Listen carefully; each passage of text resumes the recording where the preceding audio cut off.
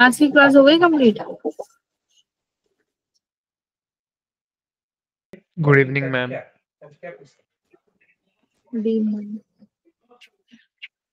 Physics में आज कौन सा चैप्टर करेंगे हम लोग? एनएलएम।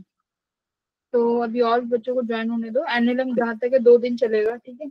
आज बेसिक्स करते हैं, अगले दिन होगा उसमें हम लोग कुछ अच्छे लेवल के क्वेश्चंस उठाएंगे, क्योंकि बड़ा चैप्टर है थोड़ा।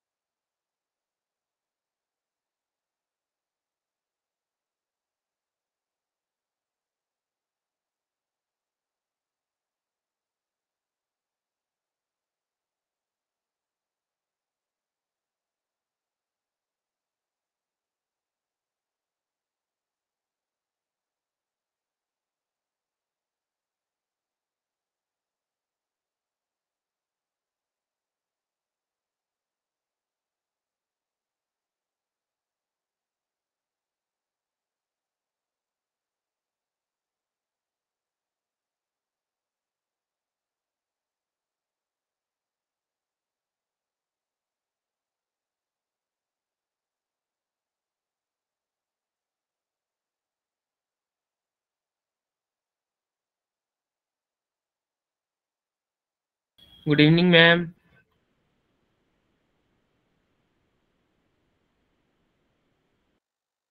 Good evening.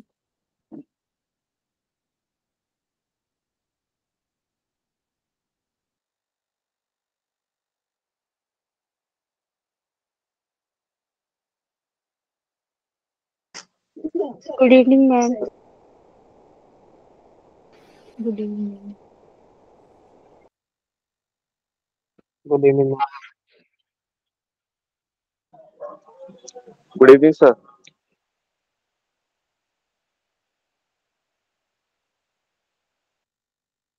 फिजिक्स को में सर पढ़ाते हैं ना? No sorry ma'am, good evening ma'am.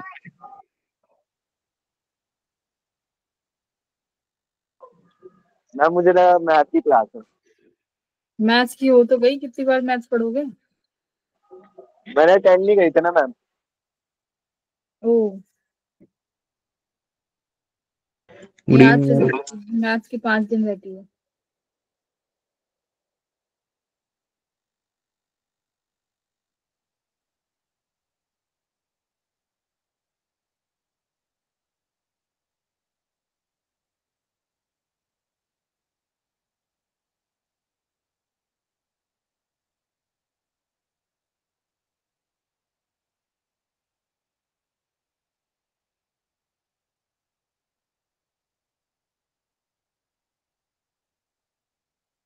Data का इशू आता होगा ना अभी तक, जब ऑनलाइन क्लासेस स्कूल में भी चल रही होंगी। Yes ma'am.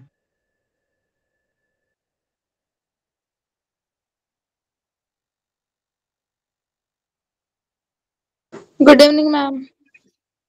Good evening.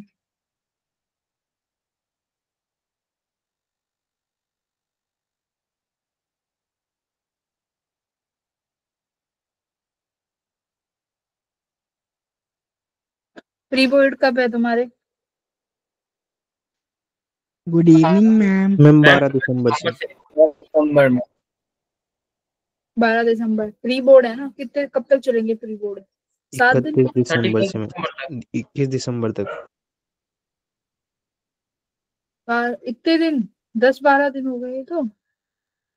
Ma'am last paper 31 को है हमारा।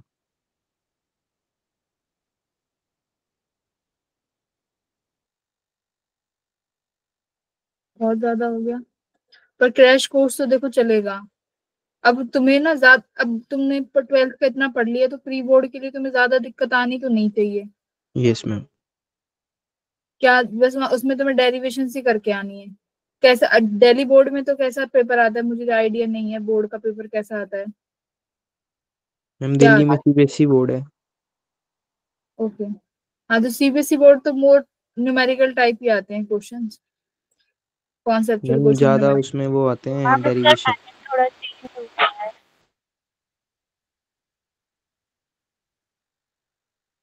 ठीक है, सुनो अब ध्यान से। हम लोग एनएलएम स्टार्ट करने वाले हैं। तो देखो एनएलएम में क्या रहेगा, दो लेक्चर्स में डिवाइड करेंगे। ठीक है, आज का जो लेक्चर रहेगा एकदम बेसिक वन रहेगा, क्वेश्चंस भी रहेंगे थोड़े बेसिक वाले, कुछ कुछ ऐसे क्वेश्चंस भी हैं। अगले क्लास में क्या करेंगे, अगली क्लास में कुछ अच्छे लेवल्स के क्वेश्चंस करेंगे। ऐसा नहीं है कि आज वाले क्वेश्चंस बिल्कुल ही इजी है, बट ये एक कॉन्सेप्ट बनाने के लिए, क्योंकि कुछ स्टूडेंट ऐसे हैं जो एनएलएम को फर्स्ट टाइम ही पढ़ रहे हैं। जैसे BO3 वालों को मैं कई बार करा चुकी हूँ, तो उन्हें इसमें दिक्कत नहीं आ रही होगी, पर कुछ ऐसे बच्चे होंगे जो नहीं पढ़ रहे हैं ना, जिन्हें नहीं पढ़ा है, तो उनके लिए मुझे कराना पड़ेगा। ठीक है, हम लोग शुरू करते हैं, फटाफट से करेंगे, ज्यादा थ्योरी पार्ट में नहीं जाएंगे, बेसिक कवर करेंगे। देखो मोमेंटम क्या होता है, मोमेंटम बताओ।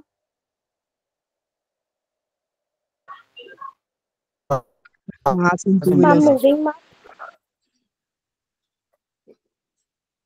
ठीक है, मोमेंटम क्या होता है, मास इनटू वेलोसिटी। जब मान लो आपका कोई भी ऑब्जेक्ट है, अगर किसी भी वेलोसिटी से मूव कर रहा है, ठीक है, और वो मूव कब करेगा, मूव करेगा, तो वो क्या कहेंगे कि हम दिस इज द मोमेंटम, कि इस ऑब्जेक्ट के पास एक पर्टिकुलर अमाउंट का मोमेंटम है। ठीक है, यही हमारा मोमेंटम रहेगा। फिर हमारे न्यूटन का first law, second law, third law, इनकी बात करते हैं। First law moment, law of inertia है, बेसिक वन, तुम सबको पता है इनर्शिया क्या होता है ना। सेकंड लॉ क्या है, सेकंड लॉ मोस्ट इंपॉर्टेंट है, इसी के बेसिस पे ज्यादातर तुम्हारे क्वेश्चन एनएलएम से आते हैं। सेकंड लॉ, तो सेकंड लॉ देखो क्या कहता है, नेट फोर्स, किसी भी बॉडी पे हम लोगों को नेट फोर्स निकालना है। बस जो भी क्वेश्चन आएंगे उसमें आपको एफ नेट निकालना आना चाहिए, कि किसी भी बॉडी पे एफ नेट हम निकाल लेंगे, वो किसके बराबर होता है, मास इंटू एक्सीलरेशन के। ठीक है, किसी भी बॉडी पे लगने वाली net force equals to mass into, sorry, net force, किसी भी बॉडी पे लगने वाली जो नेट फोर्स रहेगी वो किसके बराबर होगी, change in change in momentum, है ना, और मास इनटू एक्सीलरेशन। तो ये जो नेट फोर्स होती है, ये जो चेंज इन मोमेंटम में जो हम फोर्स लिखते हैं, ये नेट फोर्स होती है, ना कि टोटल फोर्स, है ना। यहाँ पर फोर्स जो रहेगी वो नेट आएगी, नेट फोर्स रहेगी। थर्ड लॉ ऑफ मोशन तुम सबको पता है क्या है, कि किसी भी अगर किसी भी एक बॉडी पे फोर्स लगेगा तो उसका रिएक्शन फोर्स जरूर आएगा। तो वही यहाँ पर एक्शन एंड रिएक्शन पेयर बनेंगे, बट ध्यान रहे कि दोनों फोर्सेस जो है डिफरेंट डिफरेंट ऑब्जेक्ट्स पर लगेंगे। टाइप ऑफ फोर्स की अगर बात करें तो तुम्हारे एनएलएम में 5 तरीके के फोर्स हैं, जो हम लोग जिनसे हम लोग एफबीडी बनाते हैं। एफबीडी बनाने में जो जो जो फोर्सेस यूज होते हैं, पहला वेट है, दूसरा नॉर्मल फोर्स, तीसरा टेंशन, फोर्थ आती है स्प्रिंग फोर्स। इन 4 फोर्सेस के ऊपर ही तुम्हारे सारे एनएलएम के क्वेश्चंस बेस्ड हैं। ठीक है, अब एक आता है सूडो फोर्स, तो इन फोर्सेस की अलग कैटेगरी, क्योंकि सूडो फोर्स अपने आप में कोई फोर्स नहीं है। ठीक है, सूडो फोर्स भी हम लोग पढ़ेंगे। अब बात करते हैं वेट की। देखो वेट क्या है, वेट क्या है, अगर कोई भी ऑब्जेक्ट रखा हुआ है तो जो आपकी जो अर्थ है उसके टुवार्ड्स सेंटर ऑफ अर्थ पे लगने वाले फोर्स को हम लोग क्या कहते हैं, ग्रेविटेशनल फोर्स लग रहा है। तो किसी भी ऑब्जेक्ट पे अगर वो फोर्स लगेगा तो किस अमाउंट से लगता है, जो भी उस बॉडी का मास है इनटू अगर हम जी कर दें, तो कहाँ लगेगा ये mg force, towards the centre of earth. Direction रहेगी इसकी हमेशा डाउनवर्ड्स, और हमेशा कहाँ एक्ट करेगा, डाउनवर्ड्स, और कितने टाइम्स हो जाएगा, अपने मास के g टाइम्स हो जाएगा। यही हमारा क्या होता है, वेट होता है। This is weight. जैसे किसी भी ऑब्जेक्ट पे तुम्हें वेट निकालना है तो क्या करेंगे, ये बॉडी है, यहाँ पर हम लोगों ने mg कर दिया, ये मेरा वेट हो गया। ये m2 है, यहाँ पर m2g हो जाएगा। ये एक बॉडी है, यहाँ पर एक m3g हो जाएगा। तो ये सब क्या है, ये सब मेरा वेट एक्ट कर रहा है। यहाँ पे m1g हो गया। बट इंक्लाइंड प्लेन पे क्या होगा, देखो इंक्लाइंड प्लेन पे जो वेट एक्ट करेगा डाउनवर्ड्स करेगा mg। बट यहाँ पर देखो इस वेट के कंपोनेंट्स हो रहे हैं ड्यू टू द इंक्लिनेशन। यहाँ पर हमारे पास ये जो प्लेन है ये इंक्लाइंड कर रहा है बाय सम एंगल। तो अब क्या होगा, इस mg के हम लोग कंपोनेंट्स करते हैं। ठीक है, इस तरीके से यहाँ पे ये जो कंपोनेंट होगा ये होगा mg साइन थीटा। अब देखो ये जो कंपोनेंट आता है ये आता है mg cos थीटा। ठीक है, इस कंपोनेंट को बैलेंस करता है तुम्हारा कौन सा फोर्स, नॉर्मल फोर्स। उस पर हम लोग अभी आएंगे कि नॉर्मल फोर्स क्या होता है। तो देखो नॉर्मल फोर्स हमेशा कब एक्ट करेगा, जब भी कोई भी दो ऑब्जेक्ट किसमें होंगे, एक दूसरे के कांटेक्ट में होंगे। कांटेक्ट में होंगे तो परपेंडिकुलर, किसी भी कांटेक्ट पॉइंट के परपेंडिकुलर लगने वाली फोर्स कौन सी फोर्स कहलाएगी? Normal force. नॉर्मल तो फोर्स। नॉर्मल फोर्स हम कहाँ लगाएंगे? Perpendicularly from the point of contact. तो इंक्लाइंड प्लेन में इस तरीके से तुम लोगों को एंगल्स को, सॉरी वेट को क्या करना है, वेट के कंपोनेंट्स लेने हैं। अब ये ऐसे भी हो सकता है कि एक इस तरीके से आ जाए, ठीक है, इस तरीके से एंगल हो, यहाँ पे वेट हो, तब भी सेम चीज। तो अभी आप यहाँ पर तुम्हारा mg sin थीटा कंपोनेंट आ जाएगा। Similarly cos theta component just तुम्हारे नॉर्मल को बैलेंस कर रहा होगा, यहाँ कहीं तुम्हारा mg का वेट लगेगा। तो इस तरीके से हम लोगों को जो कंपोनेंट्स हैं वो चेंज भी करने पड़ेंगे। तो ये तुम्हारे वेट की डेफिनेशन है। हमेशा सेंटर की तरफ लगेगा अर्थ के, हर मास पे लगेगा, हर सिचुएशन पे लगेगा, और हमेशा किसकी वजह से लग रहा है? Due to the gravitational force of attraction. इसकी वजह से किसी भी ऑब्जेक्ट पे वेट फील होता है, ठीक है। हम नॉर्मल फोर्स की बात करते हैं। देखो नॉर्मल फोर्स क्या है? Normal force just a contact force है, ठीक है। कांटेक्ट फोर्स को ही हम लोग नॉर्मल फोर्स बोल सकते हैं। बट यहाँ पर क्या होगा? नॉर्मल फोर्स जस्ट परपेंडिकुलर लगेगा, जो भी पॉइंट ऑफ कांटेक्ट है उसके परपेंडिकुलर लगा देंगे। अब होगा क्या? ये भी देखो एक्शन रिएक्शन फोर्स है। जैसे ये बॉक्स है एम, ये फोर्स लगाएगा तुम्हारी टेबल पे, तो सिमिलरली टेबल भी क्या करेगी? इस बॉक्स पे ऊपर की तरफ एक फोर्स लगाएगी एन, तो टेबल पे भी एक फोर्स लगेगा टुवर्ड्स डाउनवर्ड डायरेक्शन एन। तो ये दोनों क्या हो रहे हैं? देखो डिफरेंट डिफरेंट बॉडी पे एक्ट कर रहे हैं। तो दीज आर, तो ये भी कैसा पेयर बनेगा? एक्शन रिएक्शन फोर्स का, क्योंकि दोनों डिफरेंट बॉडी पे एक्ट कर रहे हैं, ठीक है, कॉन्टेक्ट फोर्स है। सिमिलरली यहाँ पर तुम देख पा रहे हो इस पॉइंट पे भी क्या हो रहा है? कांटेक्ट फोर्स है, और यहाँ पर परपेंडिकुलर डायरेक्शन में तुमने नॉर्मल रिएक्शन लगाया है, तो ये मेरा नॉर्मल फोर्स हो गया। यहाँ पे देखो, यहाँ पे भी मैं इस पॉइंट की बात करूं तो जो लेडर है ये तुम्हारे बेस पे एक फोर्स लगाएगी। सिमिलरली जो तुम्हारा ग्राउंड है ये लेडर पे नॉर्मल फोर्स लगाएगा। तो ये ग्राउंड ने लेडर पे फोर्स ऊपर की तरफ लगाया, अब जो तुम्हारी लेडर है ये ग्राउंड पे नीचे की तरफ एक नॉर्मल फोर्स लगाएगी। सिमिलरली दूसरा फोर्स यहाँ होगा। यहाँ पे देखो, यहाँ पर कैसे फोर्स लगाऊं? वर्टिकली या हॉरिजॉन्टली? हॉरिजॉन्टली। हाँ, हॉरिजॉन्टली, क्योंकि यहाँ पर देखो इस तरीके से इस पॉइंट पे कांटेक्ट फोर्स है, तो तुम्हारी जो वॉल है इस लेडर को इसकी तरफ नॉर्मल फोर्स लगाएगी। इसने, वॉल ने लगाया है लेडर पे, लेडर वॉल पे इधर की तरफ फोर्स लगाएगी नॉर्मल। तो ये भी एक तरीका का क्या है? दोनों अपोजिटली एक्ट कर रहे हैं। ये हमारा नॉर्मल रिएक्शन फोर्स हो गया। क्या क्या इंडिकेशंस हैं देखो, कब कब लगेगा? जब जब दो दो सरफेस आपके कांटेक्ट में आएंगी, हमेशा परपेंडिकुलरली एक्ट करेगा और हमेशा एक दूसरे पे अपोजिट डायरेक्शंस में फोर्स लगाए जाएंगे और इक्वल होंगे। ये हो गए तुम्हारे नॉर्मल फोर्स। टेंशन की बात करें तो हमेशा देखो टेंशन को क्या करने का, जो भी तुम्हारा ऑब्जेक्ट है ना उसके अपोजिट डायरेक्शन में टेंशन लगा दो। जैसे ये ऑब्जेक्ट है, ठीक है, जैसे तो टेंशन की डायरेक्शन क्या लेंगे? देखो इधर की तरफ, तो इधर की तरफ हम लोग टेंशन की डायरेक्शन बना देंगे। या फिर मान लो टेंशन फोर्स किसकी वजह से लगता है? देखो अगर बात करें तो टेंशन फोर्स ये एटॉमिक फोर्सेस में हम लोग जाके सीखते हैं कि छोटे छोटे पार्टिकल्स एक दूसरे को फोर्स अट्रैक्ट करते हैं, तो उसकी वजह से हम लोग एक टेंशन फोर्स लगाते हैं। तो ये बड़े रूप में क्या बन जाती है? Tension force. तो हमेशा टेंशन को क्या करने का? हमेशा अपोजिट डायरेक्शन। जैसे मान लो कोई भी पुली है, यहाँ पे एक वेट एक्ट कर रहा है एम, ठीक है, यहाँ पे अगर मास इसका वेट एक्ट कर रहा है mg। अब जब भी टेंशन लगानी है तो टेंशन हमेशा वेट के अपोजिट लगाएंगे। ये लगा दी अपोजिट में। अगर दो ब्लॉक हैं आपस में ऐसे कनेक्टेड हैं एक स्ट्रिंग से, मान लो यहाँ पर मैं इसको किसी फोर्स F से खींच रही हूँ, ठीक है, तो अब देखो यहाँ पर ये एक स्ट्रिंग से बंधे हुए हैं दोनों। मान लो ये 2 kg का ब्लॉक है, ये 1 kg का है, इसको तुमने F से खींचा। अब बात आई कि टेंशन कहाँ लगाएं। देखो अगर 2 पे टेंशन लगाओगे तो हमेशा ब्लॉक के अवे लगाई इधर की तरफ, ठीक है। अगर मासलेस स्ट्रिंग है तो इस पॉइंट पे भी टेंशन सेम रहेगी, तो यहाँ पर भी टेंशन 1 ब्लॉक के क्या लगाऊंगी? देखो अपोजिट डायरेक्शन में, इस तरीके से।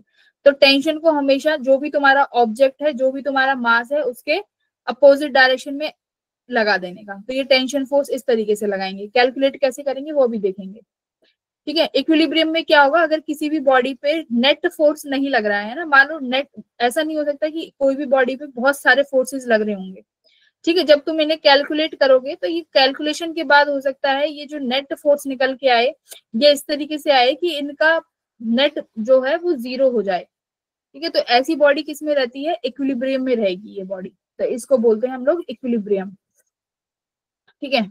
अब देखो कुछ क्वेश्चंस हैं। अच्छा, इस पे नॉर्मल रिएक्शन कितना लगेगा? 1 सेकंड का, 0.1 सेकंड का टाइम है, बताओ। इस बॉडी पे कितना नॉर्मल फोर्स लग रहा है ब्लॉक? 50 न्यूटन। Very good. जितना ब्लॉक पे देखो वेट लगेगा, वेट को बैलेंस करने के लिए एक नॉर्मल फोर्स बिल्कुल जस्ट इसके परपेंडिकुलर आएगा, तो वो किसके बराबर हो गया? हमारे 50 न्यूटन के। तो यहाँ पर 50 न्यूटन हो गया। अब हर सरफेस पे मुझे बताओ कितना कितना फोर्स लगेगा। ये तुम्हारा 2 kg का ब्लॉक है, ये 3 kg का है, और ये मेरा 5 kg का ब्लॉक है। ठीक है, यहाँ मेरी एक सरफेस ए है, ये मेरी एक सरफेस बी है, ये मेरी एक सरफेस सी है। चलो सी सरफेस पे कितना न्यूटन लगेगा? 20 न्यूटन। सी पे कितना लगेगा? देखो सी के ऊपर जो भी ऑब्जेक्ट है वो सिर्फ 2 kg का है, सिर्फ ये इसके वेट को नॉर्मल जो है बैलेंस करेगा। तो यहाँ पे सिर्फ और सिर्फ 20 न्यूटन का लगा। अब बी ब्लॉक पे देखो टोटल फोर्स 50 न्यूटन। 30 प्लस 20 50 हो जाएगा। Very good, 50 Newton. और ए पे कितना लग जाएगा? 50 प्लस 50 100। ठीक है, तो इस तरीके से हर पर्टिकुलर ब्लॉक पे हम लोग न्यूटन का फोर्स नॉर्मल फोर्स कैलकुलेट कर सकते हैं। अब एक चीज देखो, अब नॉर्मल फोर्स को क्या कर रहे हैं, तुमने यहाँ पर कोई ब्लॉक लिया जिसका मास 2 kg है, हमने इसका नॉर्मल रिएक्शन फोर्स निकाला जो कि हमारा 20 kg आ गया। ठीक है, अब मैंने क्या किया, इस ब्लॉक को उठा के एक लिफ्ट में रख 26 न्यूटन। हाँ, एक लिफ्ट में रख दिया उठा के। ठीक है, लिफ्ट में रख दिया, जिस ये ब्लॉक अभी भी 2 kg का है, लिफ्ट ऊपर की तरफ 3 मीटर पर सेकंड से मूव कर रही है। अब देखो नॉर्मल रिएक्शन फोर्स क्या होगा? चेंज हो जाएगा, है ना। Normal reaction force will be change. कैसे चेंज होगा? ये ऊपर है 2 kg का ब्लॉक, ये रहा। कैसे चेंज करेंगे? देखो फॉर्मूला क्या था, F net equals to M A.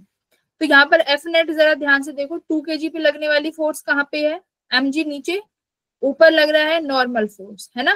तो एफ नेट कितना हुआ? Normal minus M G equals to M A. तो बाय दिस फॉर्मूला, सिर्फ एक फॉर्मूला यूज करेंगे, F net equals to M A. तो कितना आया नॉर्मल फोर्स? 26 न्यूटन। ठीक है, 26 हाँ 26 न्यूटन। नॉर्मल फोर्स कितना हो जाएगा? m इंटू जी प्लस ए। ठीक है, तो मास 2 है, ग्रेविटी 10 प्लस 13 टू जा 26 न्यूटन। तो इस तरीके से तुमने अब देखा नॉर्मल फोर्स क्या हो गया, फ्रेम के चेंज होने पे नॉर्मल फोर्स हमारा चेंज, नॉर्मल रिएक्शन जो है चेंज हो गया फ्रेम पे चेंज होने पे। ठीक है, अब देखो इनका निकालो एक्सीलरेशन ब्लॉक्स का, और नॉर्मल फोर्स बताओ। Very basic.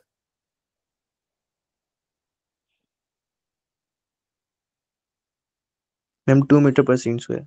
देखो क्या करने का ऐसे क्वेश्चन में, इसको पूरा एक सिस्टम मान के सॉल्व करेंगे हम लोग। ठीक है, ये पूरा एक सिस्टम है, तो सिस्टम मान के सॉल्व करते हैं तो क्या होगा, ये जो 3 और 2 kg के ब्लॉक हैं, ये खुद से 5 kg का ब्लॉक बन जाएगा, और तुम यहाँ से 10 न्यूटन की फोर्स लगा रहे हो।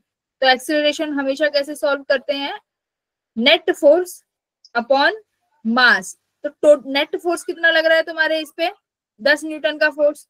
तो 10 न्यूटन का फोर्स हुआ, टोटल मास तुम्हारा 5 है, तो एक्सीलरेशन 2 मीटर पर सेकेंड स्क्वायर आ गया। तो ऐसे केसेस में इनको एक सिस्टम मान के सॉल्व करने का। अब बात आई कि नॉर्मल रिएक्शन फोर्स कैसे निकालें। तो देखो ये तुम्हारा 3 kg का ब्लॉक, ये हमारा 2 kg का ब्लॉक। ध्यान से देखो, ये यहाँ पर तुमने एक्सटर्नल फोर्स लगाया है जो कि 10 न्यूटन का है।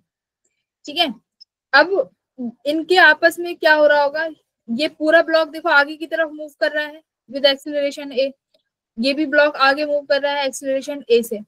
बट यहाँ पर क्या होगा, एक इंटरनल फोर्स लग रही है, ये इस पे नॉर्मल रिएक्शन फोर्स लगा रहे हैं, और ये यहाँ पे नॉर्मल रिएक्शन फोर्स लगा रहे हैं। अब मैं इसका एफबीडी देखूं, ठीक है, तो 2 kg ब्लॉक का एफबीडी देखो, नॉर्मल फोर्स किसके बराबर हो गया डायरेक्टली? भाई एफ नेट करेंगे, F net equals to M A. ठीक है, तो एफ नेट यहाँ पर कौन सा फोर्स है? सीधा सीधा हमारे पास नॉर्मल फोर्स। तो नॉर्मल फोर्स किसके बराबर हो गया? मास इंटू एक्सीलरेशन। नॉर्मल फोर्स कितना है? मास कितना है 2 kg ब्लॉक का 2, एक्सीलरेशन कितनी निकाली है 2, तो नॉर्मल फोर्स कितना आ गया 4 न्यूटन। तो सिमिलरली यहाँ पर भी जो 4 न्यूटन नॉर्मल फोर्स लग रहा होगा वो भी कितने का होगा? 4 न्यूटन का। ठीक है, तो हमेशा लास्ट ब्लॉक पे लेके हम लोग सॉल्व करेंगे, हो सकता है 4 ब्लॉक लगा दें ऐसे।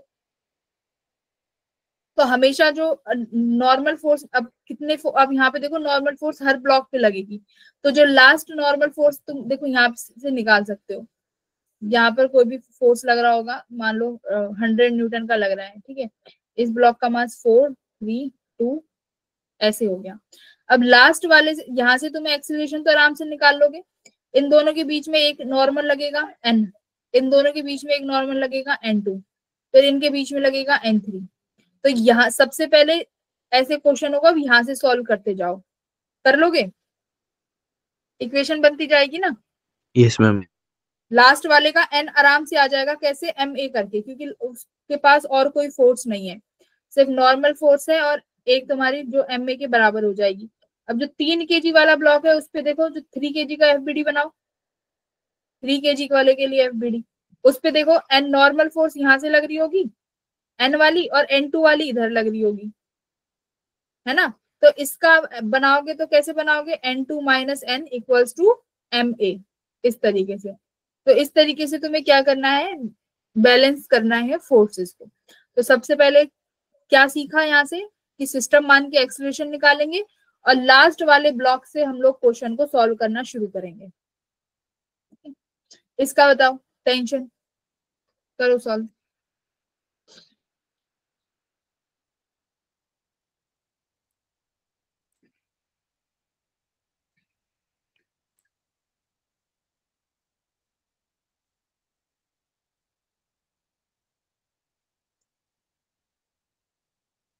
तो देखो यहाँ पर एक्सटर्नल फोर्स लग रही है 80 न्यूटन मैम।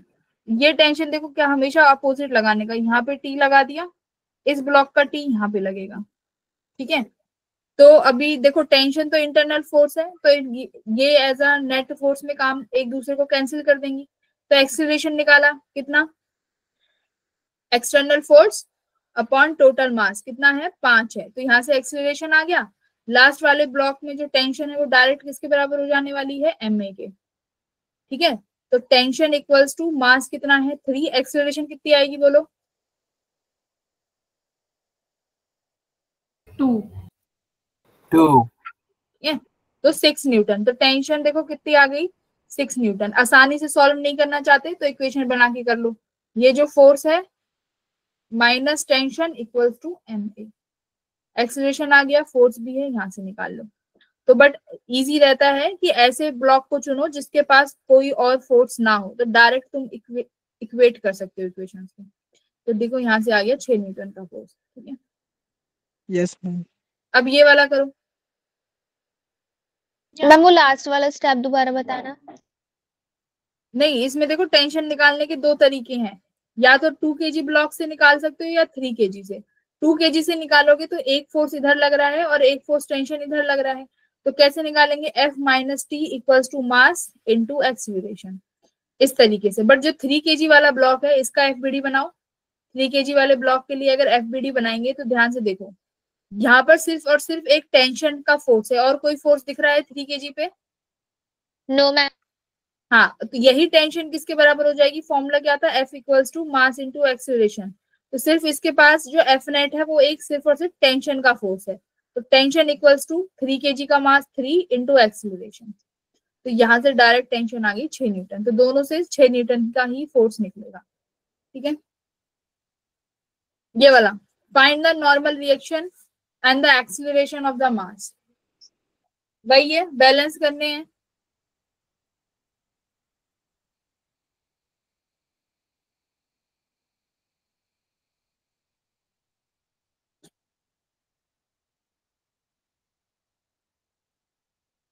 एक्सीलरेशन तो बहुत आसान है, कितना इतना टफ क्यों ले रहे हो, अभी कंपोनेंट तो किए थे। तो ये एक्सीलरेशन कितना हो गया इसका, जी साइन थीटा, थीटा। तो जी साइन थीटा से नीचे आएगा ये ब्लॉक, तो इस ब्लॉक का एक्सीलरेशन कितना हो गया, जी साइन थीटा। और नॉर्मल कंपोनेंट को कौन बैलेंस कर रहा था, कौन सा कंपोनेंट, mg जी cos cos theta। बस, तो जी कॉस थीटा बैलेंस कर रहा था, तो ये इंक्लाइंड प्लेन का हो गया। अब देखो, अब बात करते हैं एपरेंट वेट। हाँ, mg cos थीटा और mg sin थीटा नहीं होगा वहां पर कहाँ पे, मैम, पिछले वाले क्वेश्चन में। हाँ, तो नॉर्मल रिएक्शन फोर्स किसके बराबर होगा, mg cos theta, but acceleration G sine theta रहेगी ना। Acceleration G sine theta, force जो आएगा नॉर्मल रिएक्शन वो M G cos theta. Yes ma'am, yes ma'am. हाँ फोर्स है तो मास इंटू एक्सेलरेशन, वो ही आएगा जो यहाँ पे बैलेंस कर रहा होगा, तो M G cos theta component है। देखो अब बात करते हैं ट्रू वेट। दो तरीके के वेट सुने होंगे, एक होता है हमारा ट्रू वेट, एक होता है एपरेंट वेट। तो ध्यान से देखो ट्रू वेट क्या होगा। ट्रू वेट क्या होगा, अगर तुम्हारा मास 3 kg है तो तुम्हारा ट्रू वेट जो आने वाला है वो कितना आने वाला है, mg। ठीक है, ये ट्रू वेट रहेगा, ये ट्रू वेट है, ये हमेशा इतना ही रहेगा, मास कभी भी चेंज नहीं होता है। तो true weight is always this. अगर मान लो एपरेंट वेट की बात करें तो एपरेंट वेट क्या होगा, ये होता है, मान लो जैसे ये तुम्हारी कोई भी वेटिंग मशीन है, वेट मशीन पे अगर कोई भी फोर्स हम मेजर करते हैं, कोई भी ब्लॉक का मास अगर मेजर करना है, वो क्या मेजर करके देता है, नॉर्मल रिएक्शन फोर्स मेजर करके देता है। जैसे यहाँ पे ये कितना लग रहा है, इस पे एमजी फोर्स, मान लो ये मेरी एक वेटिंग मशीन है, तो ये 3 kg वाला फोर्स, इस पे नीचे वेट लग रहा, मास वेट लग रहा होगा 30 kg, तो यही किसके बराबर है, नॉर्मल रिएक्शन फोर्स 30 kg के बराबर है। तो ये नॉर्मल रिएक्शन को रीड करके देता है ना।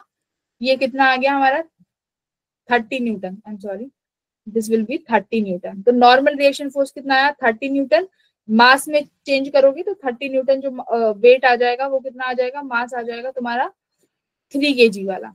तो ये जो एपरेंट वेट है, जो नॉर्मल सॉरी जो तुम्हारी वेटिंग मशीन है, ये हमेशा कौन सा वेट मेजर करती है, नॉर्मल रिएक्शन का वेट मेजर करती है। ठीक है, अगर अब मैं क्या करूं, इस वेटिंग मशीन को उठा के किसी एक्सीलरेटेड फ्रेम में रख दें तो क्या होगा, वही जो नॉर्मल रिएक्शन चेंज होगी वही क्या बन जाएगा तुम्हारा एपरेंट वेट। तो एपरेंट वेट क्या है, कुछ नहीं है, कौन सा है, नॉर्मल रिएक्शन फोर्स है ना। तो नॉर्मल रिएक्शन फोर्स ही क्या है, हमारा एपरेंट वेट है। क्लियर है, अभी सॉल्व किया था एक क्वेश्चन इसके जैसे, आराम से हो जाएगा। तो अब क्या होगा, नॉर्मल रिएक्शन फोर्स, अगर मान लो ये जो लिफ्ट है ये ऊपर जा रही है तो नॉर्मल रिएक्शन फोर्स किसके बराबर हो जाएगा, mg प्लस ए। अगर लिफ्ट डाउनवर्ड्स आ रही है तो यही नॉर्मल रिएक्शन फोर्स किसके बराबर हो जाएगा बच्चों, mg माइनस ए। जी माइनस ए, है ना। Yes ma'am. भाई अब इक्वेशंस तो बनाने की जरूरत नहीं है ना, इतना तो आता होगा, ये mg प्लस ए, और जब डाउनवर्ड आएगी तो normal reaction force mg minus a. तो जो ये तुम्हारा एपरेंट वेट पूछा जाएगा, इसका मतलब क्या है, कुछ और नहीं पूछ रहा है, सिर्फ और सिर्फ नॉर्मल रिएक्शन फोर्स की वैल्यू पूछी जा रही है, तो कंफ्यूज नहीं होना है। अब थोड़ा सा बात करते हैं पुली प्रॉब्लम्स की। वेरी इजी है, बहुत इजी होती है। एक्सीलरेशन निकालना तो बहुत आसान होता है, एक्सीलरेशन निकालने में तो कुछ नहीं करना, एक फॉर्मूला रट लो, एफ नेट अपॉन मास।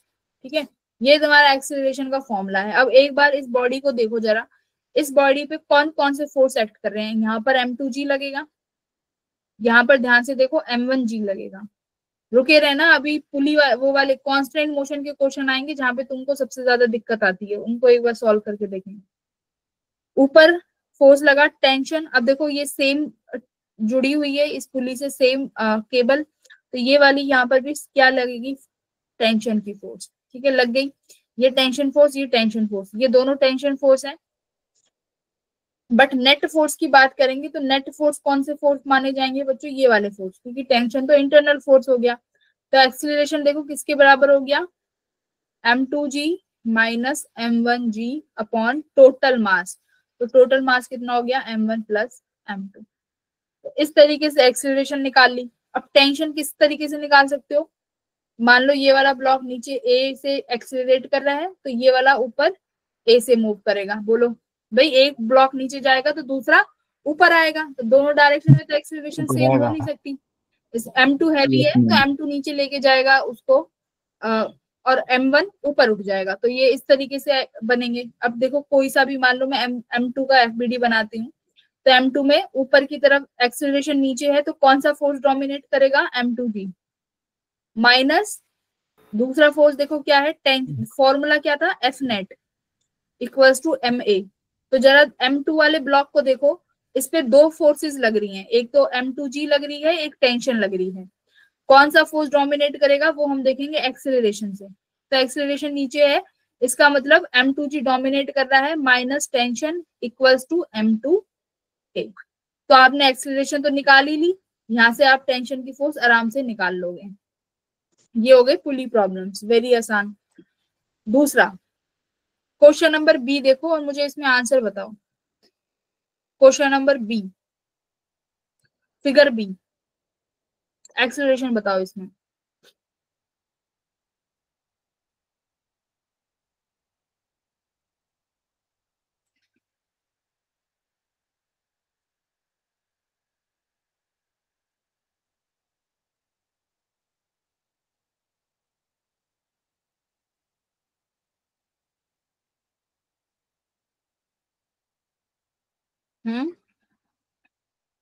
तो देखो अगर मैं फिगर बी की बात करूं, एक्सीलरेशन तो बहुत आसान हो जाएगी। देखो ये क्या है, हाँ ये वेट, ये क्या है, ये फोर्स है, ठीक है, दिस इज फोर्स। अब ये फोर्स है, यहाँ पर ऊपर क्या लग रहा होगा, टेंशन लग रही होगी टी, मैम ऐसे इस एक्सीलरेशन वाले जी के मास पे ऊपर यहाँ टेंशन लग रही हो। देखते हैं किसके बराबर है। ये क्या हो गया, mg हो गया, ठीक है। अब बात करते हैं एक्सीलरेशन की। तो एक्सीलरेशन मैंने बताया है F net upon total mass, ठीक है। एफ नेट कितना है,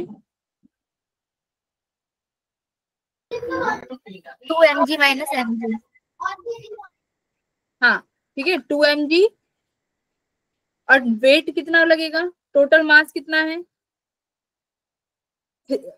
3 या m, 3m और m। M.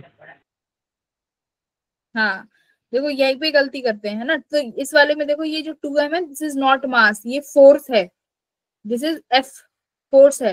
तो 2mg minus mg upon total mass, तो मास तो सिर्फ हमारा m है। तो मेरी जो एक्सेलरेशन आई वो कितनी आई है, देखो g/3 आई है, ठीक है। कौन से केस में, सेकंड केस में। बट फर्स्ट केस में क्या हो जाएगा, ये मेरा 2mg और ये mg, टेंशन टी ऊपर, ये टेंशन टी ऊपर। तो एक्सेलरेशन अब फर्स्ट वाले केस में देखो, अब यहाँ पर तुम्हारी एक्सेलरेशन, हाँ G/3 कैसे आई? G आनी चाहिए ना? एक्सेलरेशन जी अगर नीचे 3m होगा तभी G आएगी g/3। ओके, नीचे m है ना, तो सिर्फ g आएगी, राइट, नीचे m, राइट। तो सिर्फ हमारा मास यहाँ पे m है, तो एक्सेलरेशन g आ गई, ठीक है। बट वहीं पे फिगर ए में देखेंगे तो यहाँ पर हमारा मास कितना हो जाएगा, 2m प्लस m, तो यहाँ पर 3m हो जाएगा, तो ये आ जाएगा g/, तो फर्स्ट में g/3 है, सेकंड में a है। तो सिर्फ और सिर्फ हम लोगों ने फोर्स बैलेंस करने हैं, ठीक है। ऐसे ये वाला क्वेश्चन है, ट्राई कर लेना, बहुत आसान है, हो जाएगा। मैं आगे मूव कर रही हूँ, बहुत इजी क्वेश्चन है। Okay ma'am.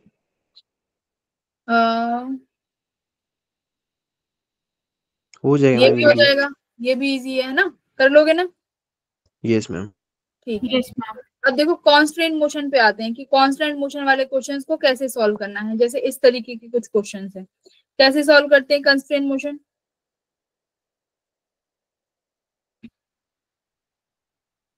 आइडिया है।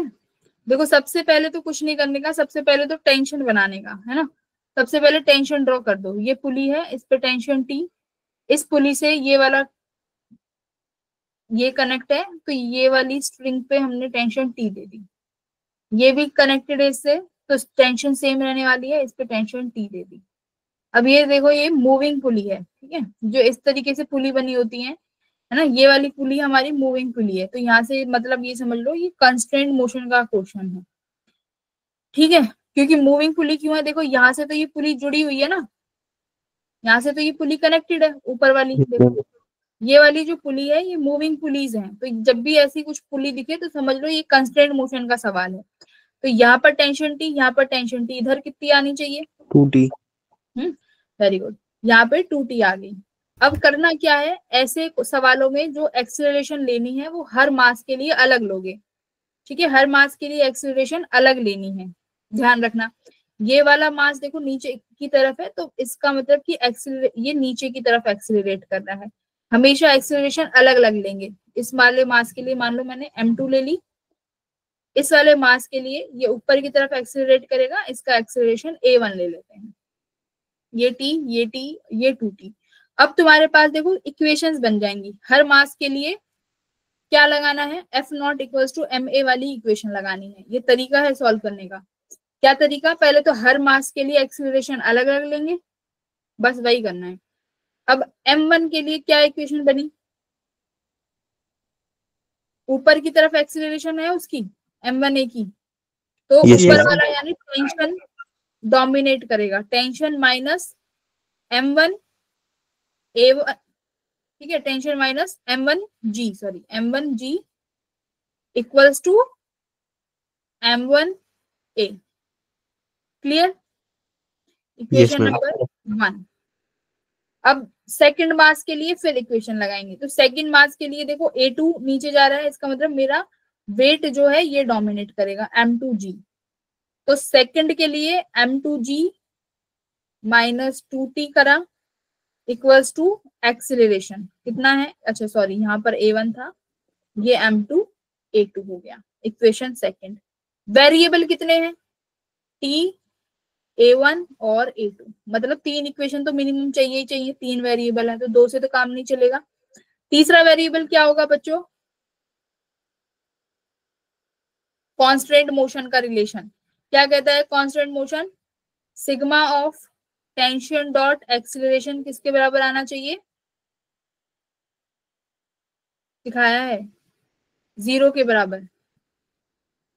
ठीक है, तो कंस्ट्रेंट मोशन क्या कहता है कि टेंशन और एक्सीलरेशन का डॉट प्रोडक्ट जो है वो 0 के बराबर आना चाहिए, यही कांस्टेंट मोशन है।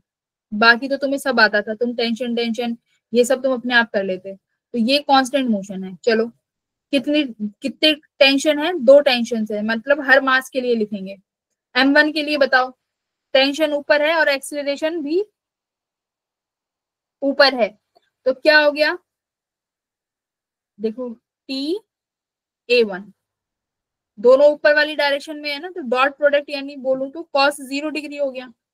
बट m2 के लिए देखो टेंशन कितनी है ऊपर की तरफ 2t, ठीक है, एक्सीलरेशन नीचे की तरफ है तो a2, डायरेक्शन क्या हो गया, dot product cos 180 equals to 0। तो रिलेशन क्या निकल के आया, देखो ta1 minus 2ta2 equals to 0। Tension हटा दो तो a1 और a2 में देखो रिलेशन आ गया, तो a1 और a2 में रिलेशन आ गया, तो फर्स्ट और सेकंड इक्वेशन में से एक उसको एलिमिनेट कर सकते हो वेरिएबल को। ठीक है, तो 3 इक्वेशन यहां से निकलेंगी। तो हमेशा याद रखना जितने वेरिएबल उतनी इक्वेशंस होनी चाहिए, जितने वेरिएबल उतनी इक्वेशन। ठीक है, तो ये t डॉट ए वाला जो है ये याद रखना, क्योंकि कई बार एक्सीलरेशन में रिलेशन पूछ लेता है कि ये तुम्हारी पुली है, इसमें मुझे एक्सीलरेशन में रिलेशन बता दो कि क्या होगा। ठीक है, तो कैसे निकालेंगे, t डॉट ए करके।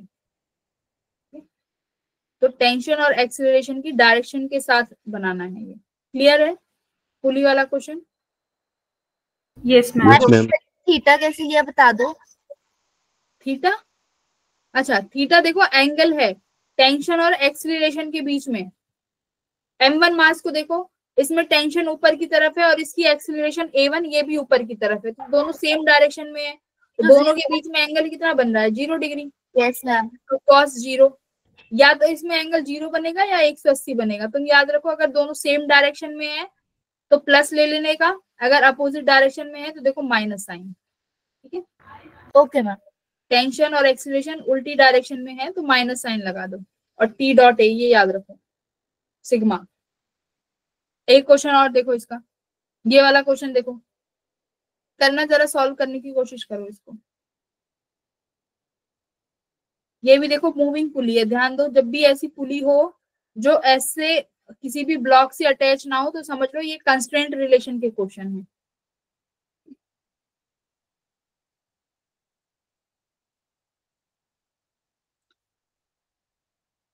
तो एक टेंशन यहाँ लगी, एक टेंशन यहाँ लगेगी, ये टी टी ये 2t हो गए। ठीक है, ये कनेक्टेड है तो इसमें भी टेंशन देखो अपोजिट डायरेक्शन में लगानी है हमेशा मास के। ये टी हो गया, यहाँ पर एक्सीलरेशन कितनी आएगी,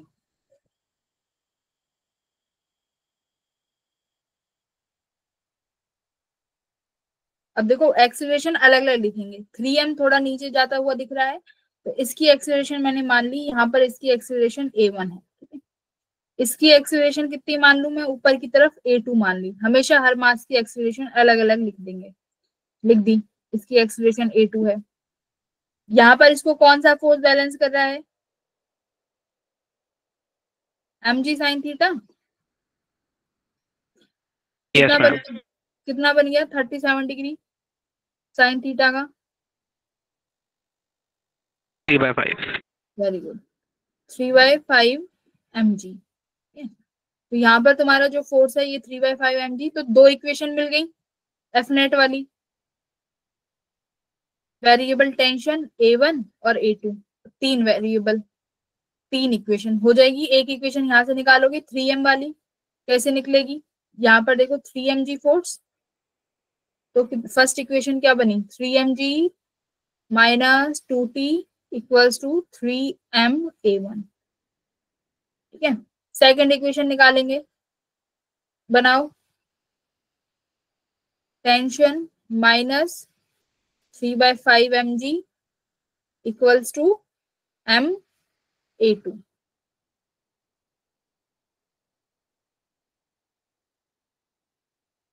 दो इक्वेशन बन गई। तीसरी इक्वेशन कहाँ से आएगी, रिलेशन में। चलो अब मुझको रिलेशन बताओ क्या आ रहा है दोनों एक्सेलरेशन में,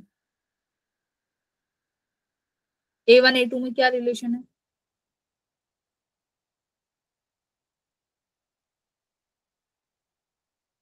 हाँ sigma T dot A equals to 0 करो, क्या रिलेशन आ रहा है।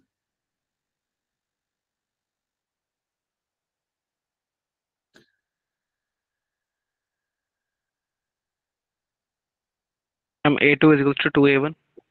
Very good, A2 equals to 2A1।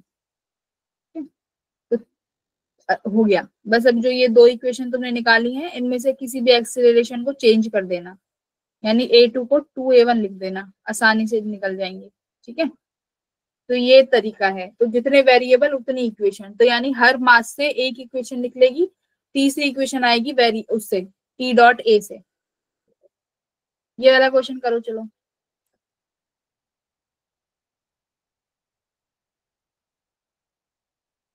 बस मुझे एक्सीलरेशन में बता दो कि एक्सीलरेशन में क्या रिलेशन है, सिग्मा टी डॉट ए बता दो, बाकी तो फिर कैलकुलेशन है, कर लोगे।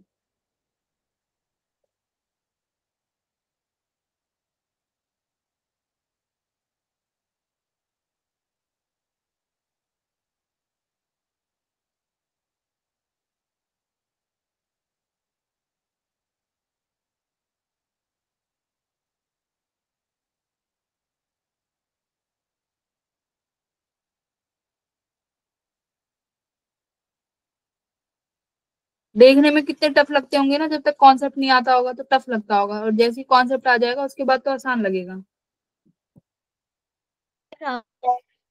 हम्म, क्या आ रहा है।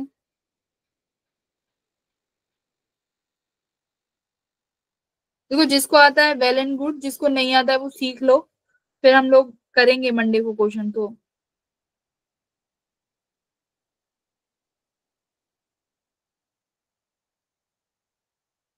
चलो मैं एक्सेलरेशन तो बता देती हूँ। मान लो इस ब्लॉक की एक्सेलरेशन A1 है, इस ब्लॉक की एक्सेलरेशन A2 है, इस ब्लॉक की मैं तुम्हें एक्सेलरेशन दे रही हूँ A3। अब A1 A2 A3 में मुझे रिलेशन बता दो।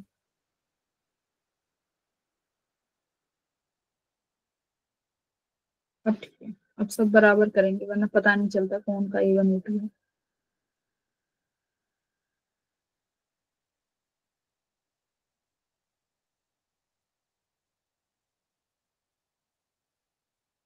A2 is to 2A3।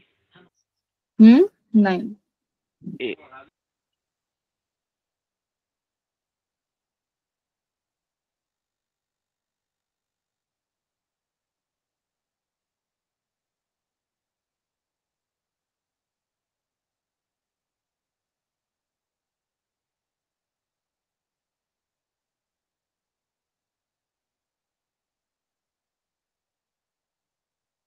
देखो ये एक्सेलरेशन इन ऐसे जा रही होगी, ठीक है, नीचे की तरफ, ये नीचे की तरफ आएगी, मतलब ये दोनों इस डायरेक्शन में है एक्सेलरेशन। अब टेंशन की फोर्स लगाएंगे।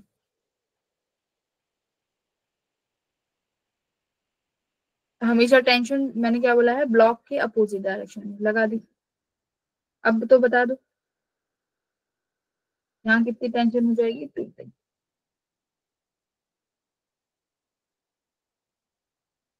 देखो ये ब्लॉक नीचे मूव करेगा, कब मूव करेगा, तब ये इसी डायरेक्शन में आएंगे तभी तो मूव करेगा। Yes ma'am.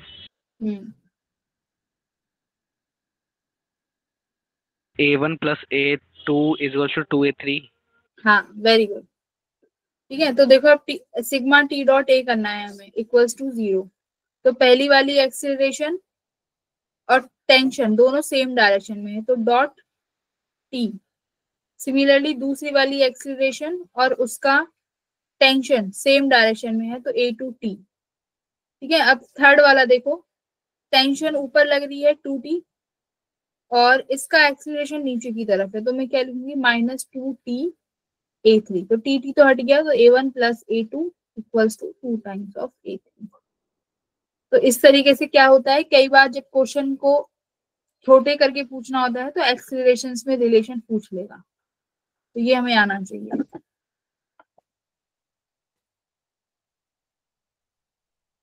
ये वाला करो जरा।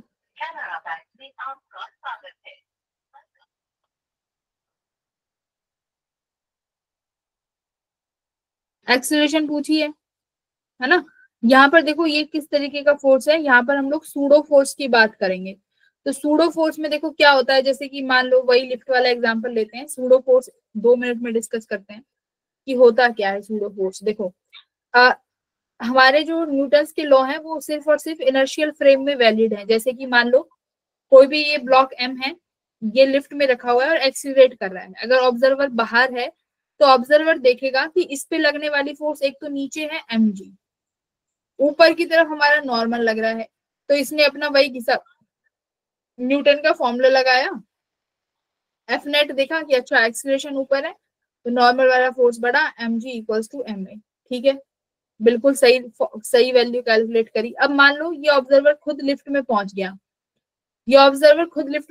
तो इसको ये ब्लॉक एक्सीलरेटेड नहीं लगेगा क्योंकि ये खुद भी सेम फ्रेम में है। तो ये जब नॉर्मल की वैल्यू कैलकुलेट करेगा, कितना करेगा, n equals to mg calculate करेगा खुद। अगर उस फ्रेम में आ गया तो इसका मतलब ये है, अब मास इसके रिस्पेक्ट में किस में आ गया, एक्सीलरेट नहीं कर रहा ना, दोनों सेम फ्रेम में, तो ये नॉर्मल को mg कैलकुलेट करेगा। तो ये फॉर्मूला क्या हो गया, गलत हो गया। इसको सही करने के लिए एक सूडो फोर्स लगा देते हैं अपोजिट डायरेक्शन में, यानी जिस डायरेक्शन में एक्सीलरेशन है उसके जस्ट अपोजिट में सूडो फोर्स लगा दिया ma। सूडो फोर्स ma के बराबर है, तो बस अब फोर्स बैलेंस कर लो, n equals to mg plus ma, यही सूडो फोर्स है। ठीक है, तो अब यहाँ पर देखो ये वाला क्वेश्चन है, क्या करना है, क्या कह रहा है कि हम लोगों को, वो सवाल पढ़ते हैं, a block of mass m is placed on a smooth the wedge is shown in the equation। ठीक है, मतलब जो ये वेज है ये आगे की तरफ एक्सेलरेट कर रहा है ना। अब हमें क्या करना है, find the relation between a and theta for which the block remain stationery. ठीक है, ये ब्लॉक को स्टेशनरी रखना है कि ये ब्लॉक जो है स्टेशनरी हो जाए। तो देखो पहली बात तो ये आगे की तरफ मूव कर रहा है, इसका मतलब ये ब्लॉक कैसे सिस्टम में है, कौन से फ्रेम में है, नॉन इनर्शियल फ्रेम में। ठीक है, क्योंकि एक्सीलरेशन हो रही है तो ये जो ब्लॉक रखा हुआ है ये नॉन एक्सीलरेशन फ्रेम में है। तो इसके लिए हम क्या करेंगे, सबसे पहले तो इस ब्लॉक को अपोजिट डायरेक्शन में एक सूडो फोर्स देंगे, तो दे दी हमने ma की फोर्स। ठीक है, कंपोनेंट्स कर लो, नीचे हमारा एक mg कंपोनेंट एक्ट कर रहा है, उसके तुम लोग कंपोनेंट कर लो। यहाँ पर mg cos थीटा आ गया, यहाँ पर mg sin थीटा आ गया। इस ma के कंपोनेंट करो जरा, तो ये mg sin थीटा को अगर ma का ये वाला कंपोनेंट बैलेंस करेगा which is ma cos theta. ठीक है, ma का यहाँ पर कौन सा कंपोनेंट आएगा, ma cos थीटा। जब ये दोनों कंपोनेंट एक दूसरे को बैलेंस कर लेंगे तो इसका मतलब क्या है, ये ब्लॉक जो m है ये किस में हो जाएगा, स्टेशनरी हो जाएगा। तो यहाँ से इन दोनों के कंपोनेंट्स को बराबर कर दो, ठीक है। तो ये इसका तो आंसर तुम रट लो, कितनी बार तो करा चुके हैं ये वाला क्वेश्चन। तो एक्सीलरेशन किसके बराबर आ गई, g tan थीटा, ठीक है। तो अब हमें क्या लगेगा कि ये ब्लॉक क्या है, इस वेज पे स्टेशनरी है, ये रिमेन स्टेशनरी रहेगा। तो इस तरीके से क्या करा, पलट के एक्सीलरेशन दे दी। ये जो मास है इसको उल्टा क्या करना होता है, सूडो फोर्स ही तो लगाना है। तो सूडो फोर्स एक्सीलरेशन के अपोजिट डायरेक्शन में लगेगा। तो आगे एक्सीलरेशन है तो मैंने यहाँ पर पीछे सूडो फोर्स लगा दिया, which is M A, small M A, ठीक है। ये करना है, क्लियर, इजी वन। ये वाला बहुत इजी है, इसका फॉर्मूला याद होगा भाई। देखो ये पूरी व्हीकल है, आगे एक्सीलरेट कर रही है, तो हम इस मास को क्या करेंगे, पलट के सूडो फोर्स दे देंगे पीछे की डायरेक्शन में, दे दिया, ठीक है। अब सिर्फ और सिर्फ क्या बैलेंस करना है, फोर्स, ये टेंशन का कंपोनेंट है ना।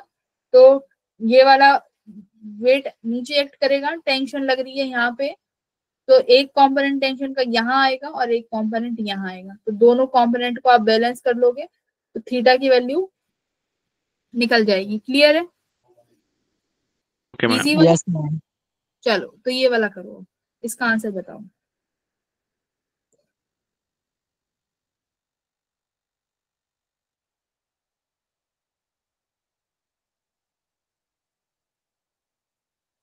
सही आंसर देना है सबने, करो सॉल्व।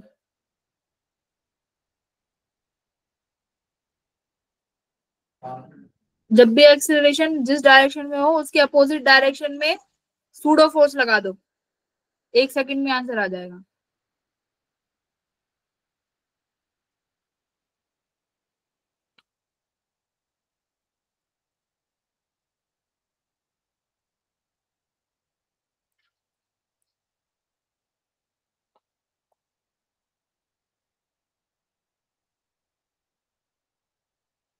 चलो 3 क्वेश्चन और है, बहुत अच्छे क्वेश्चन है। उसके बाद मंडे को हम लोग क्वेश्चन सॉल्व प्रैक्टिस करेंगे। हम क्वेश्चन देखकर कैसे पता करेंगे कि यहाँ पे सूडो फोर्स लगेगा? जब जब एक्सीलरेशन दिखेगी तब तब समझ जाओ कि सूडो फोर्स लगेगा। एक्सीलरेशन, इसमें एक्सीलरेशन, अच्छा इसमें एक्सीलरेशन,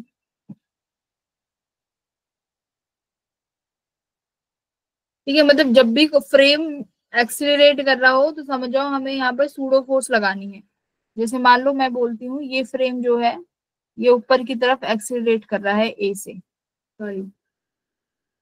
अब बताओ यहाँ पर मिसिंग, पर यहाँ पे इसमें तो दिया हुआ है ना, मूविंग अपवर्ड्स विद एक्सीलरेशन है, तो गिवन है ना।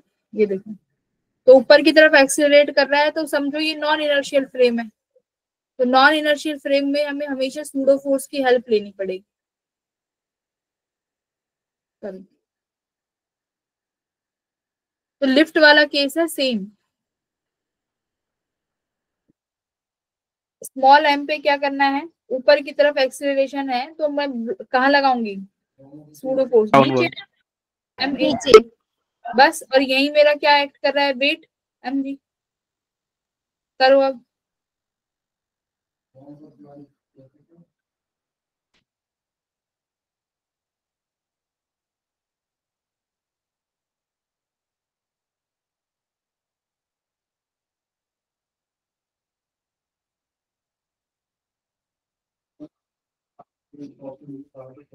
तो इन दोनों के कंपोनेंट्स यहाँ पर आएंगे ना,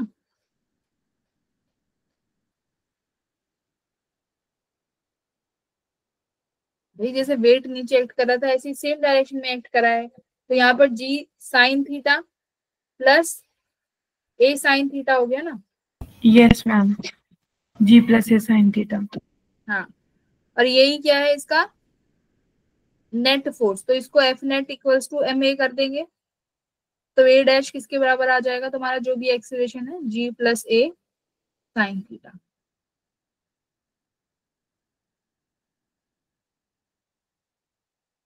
तो सिर्फ उस जिस डायरेक्शन में है उससे उलट के तुम्हें बस एक फोर्स लगा देनी है। कंपोनेंट्स तुम्हें करने आते ही हैं, कंपोनेंट्स तुम आसानी से कर लोगे। जैसे यहाँ पर देखो इस वाले क्वेश्चन में हम लोगों ने साइड में लगा दिया, तो इसके कंपोनेंट्स इस तरीके से होंगे। ऊपर नीचे होगा तो इसके कॉम्पोनेंट्स, अगर ऊपर वाला होगा तो इजी हो जाएगा, कॉम्पोनेंट करने की जरूरत नहीं, सीधे डायरेक्ट आ गया। अब स्प्रिंग फोर्स की बात करते हैं। देखो स्प्रिंग फोर्स से कई बहुत अच्छे अच्छे सवाल बनते हैं। स्प्रिंग फोर्स से कैसे बनेंगे? स्प्रिंग फोर्स की खासियत क्या होती है कि अगर तुम इसको जिस डायरेक्शन में स्ट्रेच करोगे, ये उसके अपोजिट डायरेक्शन में इसका जो है रीस्टोरिंग फोर्स लगेगा। मान लो हम इसको मैं इसको एक्सपेंड करना चाहती हूँ, ठीक है, ये इसकी रियल पोजीशन है, बट मैं इसको एक्सपेंड कर रही हूँ, तो इसका जो भी रीस्टोरिंग फोर्स लगेगा वो क्या चाहेगा, ये वापस अपनी पोजीशन पे आ जाए। ये इसका हमेशा रीस्टोरिंग फोर्स होता है। अगर मान लो मैं इसको कॉम्प्रेस कर रही हूँ तो इसका रीस्टोरिंग फोर्स क्या कहेगा कि ये वापस अपनी एक्चुअल पोजीशन पे मीन टू चली जाए। इसका मतलब क्या है, रीस्टोरिंग फोर्स हमेशा कहाँ लगता है, टुवार्ड्स द मीन पोजीशन, है ना, मीन पोजीशन के टुवार्ड्स लगेगा हमारा रीस्टोरिंग फोर्स, क्योंकि ये स्प्रिंग फोर्स की खासियत है। अब स्प्रिंग फोर्स का देखो काम क्या रहता है, स्प्रिंग फोर्स हमेशा, स्प्रिंग क्या करेगी, हमेशा अपने फोर्स को रिटेन करके रखेगी। बस ये कॉन्सेप्ट समझ लो, क्या करेगी स्प्रिंग, अपने जो भी उस पर फोर्स लग रहा होगा उस फोर्स को रिटेन करके रखेगी, ठीक है। जैसे मान लो ये इसकी एक्चुअल है पोजीशन, ठीक है, ये इसका एक्चुअल पोजीशन है, मैंने क्या किया, इसको एक्स से स्ट्रेच कर दिया, ठीक है, ये हमने स्ट्रेच किया, तो इस पर देखो फोर्स लग गई इसकी इधर की तरफ, रीस्टोरिंग फोर्स किसके बराबर, के एक्स, 2 टाइम्स करा तो इस पे कितने टाइम्स लग गई, के 2x। अब याद रखो जो ये फोर्स है ना, जो ये रीस्टोरिंग फोर्स है, ये अपने इस फोर्स को स्टोर करके रखती है स्प्रिंग, ये स्प्रिंग की खास बात है। जैसे कि हम लोग एक बार ये वाला क्वेश्चन करके देखते हैं, ठीक है, ऐसे क्वेश्चंस देखेंगे बहुत आते हैं। क्या हुआ, ये तो स्प्रिंग है, ये तुम्हारी यहाँ पे स्ट्रिंग है, दिस इज स्ट्रिंग, ये है स्प्रिंग। अब देखो स्ट्रिंग में क्या होगा, फ्री बॉडी डायग्राम बनाते हैं, जरा ध्यान से देखो, ये मास m है, यहाँ पर mg फोर्स लग रहा होगा, ठीक है, ध्यान से इधर बनाते हैं, ये m बनाया, ये 3m बनाया, m का बनाते हैं, m पर यहाँ पर सिर्फ वेट एक्ट कर रहा है, इससे अपोजिट डायरेक्शन में टेंशन एक्ट कर रही है, यहाँ पर अपोजिट डायरेक्शन में टेंशन एक्ट कर रही है। 3m में मैंने क्या बोला है, टेंशन को अपोजिट डायरेक्शन में बनाने का, ये बना दिया टेंशन, तो 3m के यहाँ पर एक टेंशन एक्ट कर रही है, दूसरा 3m का वेट एक्ट कर रहा है 3mg, ऊपर स्प्रिंग फोर्स है, तो स्प्रिंग फोर्स हमेशा इधर इस डायरेक्शन में एक्ट करेगा विच इज kx, ठीक है, ये बिफोर का है, जब तक हमने कट नहीं किया है। तो टेंशन किसके बराबर हो गया, mg के बराबर, ओके, 3m वाले का करो, kx equals to 3mg plus t, tension किसके बराबर आया, mg के, तो kx किसके बराबर आ गया 4mg, ठीक है भाई, ये kx आ गया 4mg के बराबर। अब देखो जैसे ही तुम इसको कट कर दोगे स्ट्रिंग को, तो स्ट्रिंग की तो ये टेंशन किसके बराबर होगी, 0 के बराबर। तो जैसे ही मास अगर मान लो किसी थ्रेड से बंधा हुआ है, उस थ्रेड को तुम काटोगे तो वो मास ऊपर जाएगा कि नीचे जाएगा, नीचे। नीचे। तो नीचे, तो इसका मतलब जो ये वाला मास है इसकी एक्सीलरेशन तो नीचे डायरेक्शन, इस डायरेक्शन में होगी, डाउनवर्ड्स, यस मैम। तो भाई थ्रेड से काटोगे तो हमेशा जब भी कोई चीज स्ट्रिंग से बंधी हो तो स्ट्रिंग को काटोगे तो वो मास हमेशा नीचे की तरफ जाएगा, ठीक है, टेंशन 0 हो गई। तो अब आफ्टर देखो जरा, अब आफ्टर इस m वाले ब्लॉक को देखो, इस पर सिर्फ नीचे की तरफ फोर्स एक्ट कर रहा है mg, क्या ऊपर कोई फोर्स है, टेंशन तो 0 हो गई, तो एफ नेट किसके बराबर हो गया, mg इक्वल्स टू,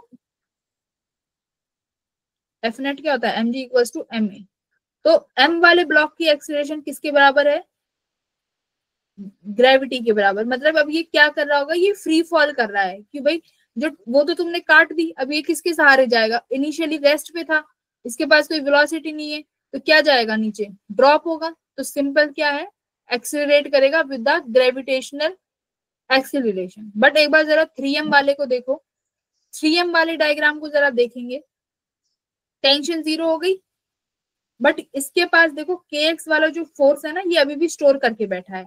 3m वाले का अब आफ्टर डायग्राम अगर बनाते हैं तो कैसे बनेगा, नीचे क्या लग रहा है, वेट कितना 3mg, टेंशन तो 0 हो गई, यहाँ पर अगर मैं इस वाले डायग्राम में देखूं तो टेंशन विल बी 0, ऊपर क्या लग रहा है बच्चों, kx किसके बराबर है, अभी भी 4mg के बराबर है। अब ध्यान रखो जब भी स्प्रिंग क्या होगी, किसी चीज से बंधी होगी तो स्प्रिंग हमेशा ऊपर की तरफ जाके फिर नीचे जाएगी। कभी भी देखना, स्प्रिंग की खासियत होती है पहले तो क्या करेगी, एकदम से ऊपर जाएगी फिर नीचे की तरफ जाएगी। तो 3m वाले का एक्सेलरेशन कहाँ होगा, ऊपर की तरफ, अपवर्ड। अपवर्ड डायरेक्शन में। ठीक है, अब kx equals to 4mg equals to mg, तो नेट फोर्स निकाल लो यहाँ पे, F net equals to ma। तो F नेट ऊपर की तरफ kx है जिसकी वैल्यू 4mg है, नीचे -3mg का फोर्स है, इक्वल्स टू मास कितना है 3ma। तो एक्सीलरेशन कितना आया इस इक्वेशन से,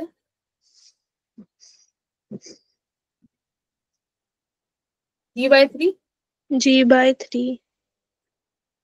कंफ्यूज हो क्या, नो मैम। ठीक है। तो एक्सीलरेशन कितना आ गया, g/3 आ गया। तो इस तरीके से सॉल्व करना है। बस एक चीज याद रखनी है, जो स्प्रिंग फोर्स पहले तुम्हारा जो भी वैल्यू स्टोर करके बैठा है वो बाद तक रहेगी, बस टेंशन जीरो करनी है, चाहे स्ट्रिंग ऊपर लगा दें या स्प्रिंग नीचे लगा दें। कई बार देखो इस क्वेश्चन को कई बार ऐसे भी दे देते हैं, यहाँ पर स्ट्रिंग होगी, ठीक है, अब यहाँ पर स्प्रिंग दे देंगे, ये मास m, ये 2m मान लो, ये मास m मान लो, जो भी है, ठीक है। अब यहाँ से क्या कर दिया, इसको कट कर दिया, अब क्या होगा,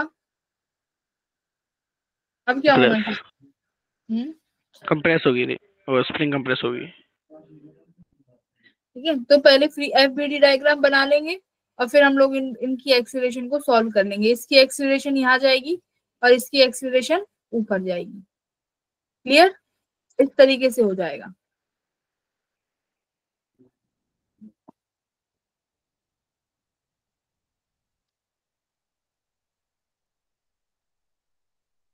अच्छा, ये वाला क्वेश्चन सॉल्व करो जो स्क्रीन पे है। इस क्वेश्चन में समझने की बस एक ही चीज थी कि टेंशन को जीरो कर देने का, स्प्रिंग फोर्स जो kx की वैल्यू जो बिफोर थी वही आफ्टर रहेगी, बस। मैम ऐसे हर क्वेश्चन में टेंशन एट लास्ट जीरो हो जाता है। एट लास्ट नहीं, अगर उसको कट करेंगे तो स्प्रिंग यहाँ पे कट करी गई है ना, कट कर दी तो स्ट्रिंग में टेंशन, स्ट्रिंग का काम क्या है, स्ट्रिंग में तो टेंशन होगी। अगर टेंशन स्ट्रिंग को काट दिया तो टेंशन रहेगी किसमें, यस मैम। भाई दो चीज आपस में एक धागे से बंधी हुई है, धागा ही काट दिया तो टेंशन किसके बीच लगेगी, किसी में भी नहीं, तो टेंशन जीरो हो जाएगी। ये वाला क्वेश्चन करो। देखो इस क्वेश्चन में क्या बोला है कि एक पक्षी है जो कि 2 किलो का है और एक केज में बंद है जिसका खुद का वेट 1 kg है, ठीक है। अब पक्षी उड़ना चाह रहा है, तो अब मान लो मैंने यहाँ पर एक वो लगाया हुआ है, वेटिंग मशीन लगाई हुई है, और यहाँ पर वही तुम्हारा केज है,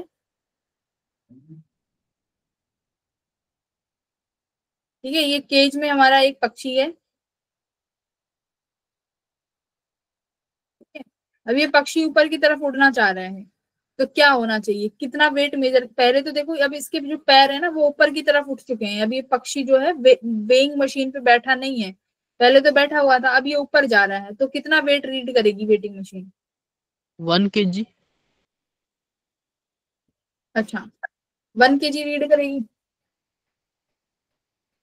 भाई पहले तो मान लो, पहले तो पक्षी टिक के बैठा है इस पे, तो पहले तो 3 kg करेगी, एग्री। Yes ma'am.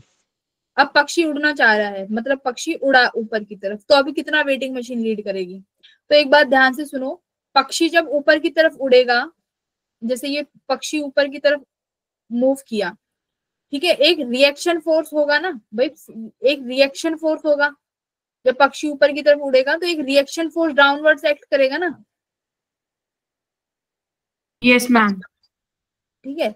अब इसका वेट कहाँ कितना है, इस पक्षी का नीचे की तरफ जो, देखो ये हमारा, मान लो ये हमारा एक बर्ड है, इस बर्ड का नीचे जो एक्ट वेट है वो 20 न्यूटन है, ठीक है, जो एक्ट कर रहा है वो 20 न्यूटन है। जैसे ही ये ऊपर की तरफ जाएगा तो क्या होगा, एक रिएक्शन फोर्स लगेगा, क्योंकि भाई साइड में कुछ ना कुछ एयर तो होगी जो कंप्रेस होगी या वॉट होगा, तो वो वाली चीज जो रिएक्शन फोर्स होगी वो नीचे की तरफ रिएक्शन फोर्स लगाएगी, ठीक है। अच्छा वेट नीचे लग रहा है, ये ऊपर जा रहा है, तो रिएक्शन फोर्स हमारा ऊपर की तरफ Yes. लगेगा, रिएक्शन फोर्स लगेगा। अब ये रिएक्शन फोर्स किसके बराबर होगा? इसके वेट के बराबर। भाई रिएक्शन फोर्स किसके बराबर होगा? जो इसका वेट है, क्योंकि बर्ड का वेट 20 न्यूटन है। अब ऊपर की तरफ हमारा रिएक्शन फोर्स लगेगा। अब ये रिएक्शन फोर्स किसके बराबर हो जाएगा? मेरे वेट के बराबर, यानी 20 न्यूटन। अगर केजी में बात करूं तो कितना? 2 केजी। एक सेकेंड, है ना, बोले तो कितना? 2 केजी। तो 2 केजी ये और 1 केजी तुम्हारे केज का ब्लॉक, तो अभी भी सेम कितना वेट रहने वाला है? 3 केजी। एक सेकेंड,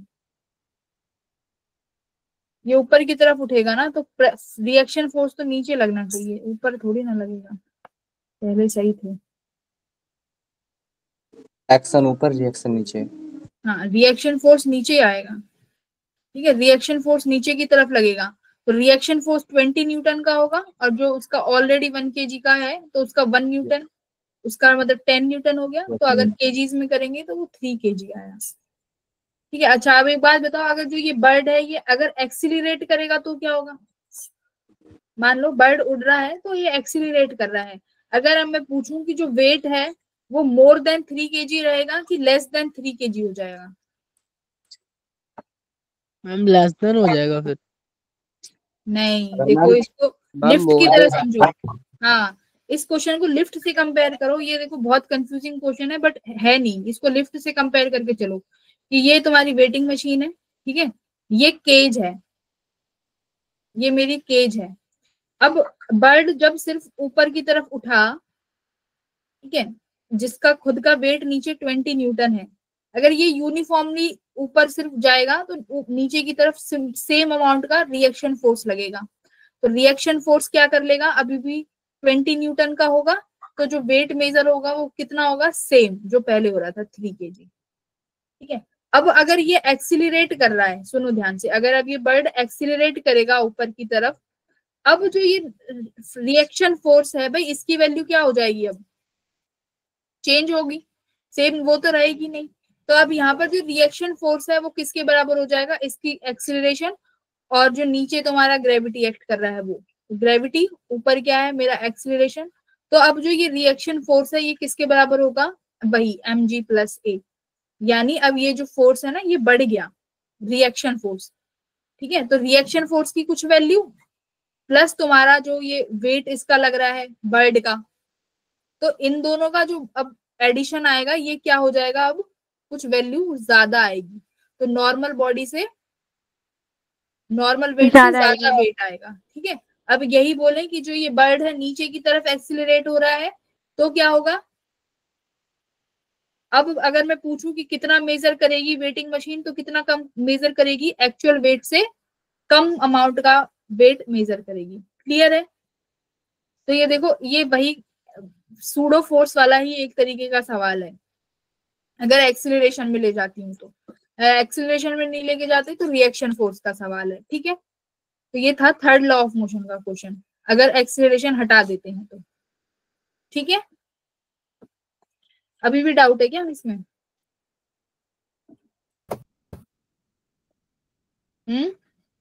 No, ma'am. एक सेकेंड, बस एक क्वेश्चन और करके चले जाओ। अच्छा इसका आंसर बताओ, देखो ध्यान से, इसमें अगर मैंने सडन जर्क दिया, ये स्ट्रिंग है, ठीक है, ये एक स्ट्रिंग है, ये सी स्ट्रिंग लगा लो, ठीक है, अनदर स्ट्रिंग, ये सी स्ट्रिंग है। इसको मैंने अगर एक सडन जर्क से खींचा है तो कौन सी वाली स्ट्रिंग टूटेगी? ये एक सवाल है, कौन सी स्ट्रिंग टूटेगी, ए बी वाली या बी सी वाली? तो ध्यान से देखो, नीचे वाली। हाँ वेरी गुड। सी स्ट्रिंग में देखो कौन कौन सा फोर्स एक्ट कर रहा है, ध्यान से देखो, इसके दो तरीके के सवाल बनते हैं। नीचे mg एक्ट कर रहा है, ठीक है, और टेंशन, यहाँ पर mg एक्ट करेगा, और ऊपर एक टेंशन की वैल्यू मान लो T2 रहेगी, ठीक है, ये रहा, ये इस तरीके की रहेगी, तो ये mg, और यहीं पे ऊपर की तरफ मेरा क्या एक्ट करेगा? टेंशन एक्ट करेगा, सॉरी अपोजिट डायरेक्शन में लगाएंगे। तो यहाँ क्या हो गया, जो T2 है वो किसके बराबर हो गया, टेंशन प्लस mg। देखो ध्यान से देखो इसको, दो स्ट्रिंग है तो दोनों स्ट्रिंग्स की वैल्यू अलग अलग लेके चलो। देखो नीचे वेट एक्ट कर रहा है विच इज mg, फिर भाई टेंशन भी लगेगी क्योंकि स्ट्रिंग ने mg मास को कैरी करके रखा है, तो ये टेंशन लगी। इसके ऊपर कुछ टेंशन की वैल्यू मान लेते हैं, कुछ अलग है वो मान लेते हैं T1 है। बैलेंस कर दिए forces, T1 equals to T plus mg। ध्यान से देखो, ठीक है। अगर तुम धीरे धीरे, अगर स्लोली अगर फोर्स बढ़ाते, मान लो अगर यहाँ से तुम धीरे धीरे खींच रहे हो, तो धीरे धीरे खींचते तो मुझे बताओ कौन सा पॉइंट टूटना चाहिए था, भाई T1 बड़ी है ना, T से पहले T1 वाली वैल्यू ज्यादा हो जाएगी। ध्यान से देखो, अगर मैं इसको धीरे धीरे खींच रही हूँ नीचे से, T वाली वैल्यू जो BC वाली जो मेरी स्ट्रिंग है, BC वाली स्ट्रिंग को अगर मैं स्लोली खींचती हूँ, सडन की जगह स्लोली अगर मैं इसको पुश करती हूँ, तो रस्सी कहाँ से टूटेगी, AB, ऊपर से टूटेगी। अगर स्लोली अगर मूव कराती हूँ, क्यों, स्लोली मूव कराने में पहले एक बार बताओ, T1 की वैल्यू ज्यादा होगी ना। अगर मान लो टेंशन को मैंने पहले 10 न्यूटन किया, इस वाली को, T1 की वैल्यू कितनी हो जाएगी, 10 प्लस mg, है ना। सुनो ध्यान से, अब मैंने अगर T को 20 न्यूटन किया तो T1 कितना हो जाएगा, 20 प्लस mg। तो मतलब क्या है कि T1 की वैल्यू पहले एक्सीड होगी ना टेंशन T से, तो रस्सी ऊपर से ब्रेक करेगी धीरे धीरे में। बट अगर तुमने सडन जर्क दे दिया तो इसका मतलब क्या है, सडन से क्या होगा, T1 तक तो वो टेंशन पहुंचेगी नहीं, पहले कहां से रस्सी टूट जाएगी, BC वाली रस्सी टूट जाएगी। तो इसके दो तरीके के क्वेश्चन बनेंगे कि स्लोली जर्क में कहां से टूटेगी और सडन जर्क में कहां से, ठीक है। तो सडन में क्या टूटेगा, नीचे वाला पार्ट, बट स्लोली सॉरी हाँ, और स्लोली में हमारा ऊपर वाला रस्सी टूटेगा। क्लियर है। yes ma'am. भाई जब एक बार बताओ, ये इसमें देखो एक मंकी वाले क्वेश्चंस भी आते हैं, इसको समझ लो, ये एक ही पुली है, ये एक ही रस्सी है, ठीक है। इस पे बंदर ऊपर की तरफ चढ़ रहा है, तो टेंशन एक पॉइंट पे ज्यादा होते ही उसी पॉइंट से टूट जाती है ना, धीरे धीरे बढ़ता है उसमें मंकी ऊपर की तरफ। तो रस्सी नीचे से टूटती है मंकी के, कि मंकी के ऊपर से टूटेगी, ऊपर से। है ना। इसको ऐसे समझ लो कि मंकी है, एक स्ट्रिंग के ऊपर जा रहा है। टेंशन वाले क्वेश्चन होते हैं जो, कि ये यहाँ पर हमारा एक मंकी है, ठीक है, ये मंकी ऊपर जा रहा है, तो टेंशन कितनी हो जाएगी कि ब्रेक कर जाए। तो कभी भी रस्सी नीचे से नहीं टूटती, ऊपर से टूटती है। क्यों, क्योंकि अब जो टेंशन जो बढ़ रही है वो धीरे धीरे बढ़ रही है, तो हमेशा रस्सी ऊपर से जाएगी। बट अचानक से खींच दोगे तो रस्सी नीचे से टूटेगी, मतलब ये स्ट्रिंग। तो ये ऐसे होता है, इसको ऐसे समझो। तो ये वाले क्वेश्चन है, ये वाला क्वेश्चन घर से ट्राई कर लेना, ठीक है। अगली क्लास में और अच्छे क्वेश्चंस करेंगे। थ्योरी तो हो गई है, थोड़ा बेस भी बन गया है, तो मंडे की क्लास में कुछ अच्छे लेवल्स के क्वेश्चन करेंगे, फ्रिक्शन के भी और इसके भी, ठीक है। चलो मिलते हैं अगली क्लास में। Bye ma'am. Bye bye ma'am. Bye bye bye ma'am. Bye. Bye ma'am, thank you ma'am, good night ma'am. Thank you ma'am, good night ma'am. Good night ma'am. Very good, जिसने आंसर किया एकदम बढ़िया किया है। Monday को और भी अच्छे से क्वेश्चंस करेंगे, तो सब आएंगे। पढ़ के आना, थोड़ा असाइनमेंट सॉल्व करके आना।